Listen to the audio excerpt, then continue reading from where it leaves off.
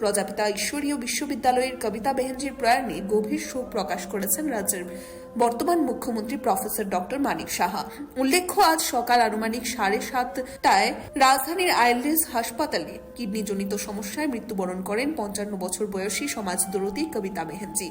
আড়ালিয়াতে গিয়ে কবিতা দেবীর প্রতি অন্তিম শ্রদ্ধা নিবেদন করে সাংবাদিকদের সামনে প্রতিক্রিয়া ব্যক্ত করতে গিয়ে মুখ্যমন্ত্রী প্রফেসর মানিক সাহা দাবি করেছেন, কবিতা বেহেনজির প্রয়াণের মধ্য দিয়ে রাজ্যের অপূরণীয় ক্ষতি হয়েছে।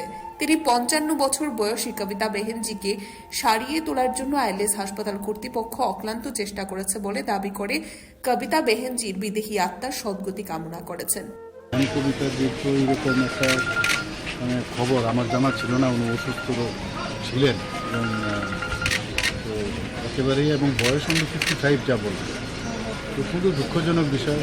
সামাজিক কাজকর্মে উনি সবসময় অনেক, যখনই আসতাম উনি মানুষের উদ্দেশ্যে বলতেন। তো খুবই দুঃখজনক ঘটনা এবং কী আর বলবো, ওনারা চেষ্টা করেছেন। আইএলএস হসপিটালেও ভর্তি ছিলেন, প্রায় 6-7 দিন ধরে ওখানে ছিলেন। আজকে আমি খবর পাইছি কি ওনার আত্মার সদ্গতি কামনা করি, হয়েছে প্রার্থনা যেখানে উনি থাকেন।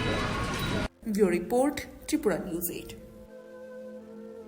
মশলার দায়িত্বে হাম্বাই গ্রুপ, গুণমানে সেরা, রান্নার ভরসা। হাম্বাই গুরু মশলা সম্পূর্ণ প্রাকৃতিক, অপার গুণ ও উপকারিতায় পরিপূর্ণ। হাম্বাই গুরু মশলা।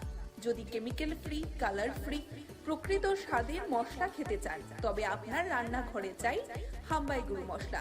রান্নায় শুধুমাত্র তোমাকেই চাই হাম্বাই গুরু মশলা।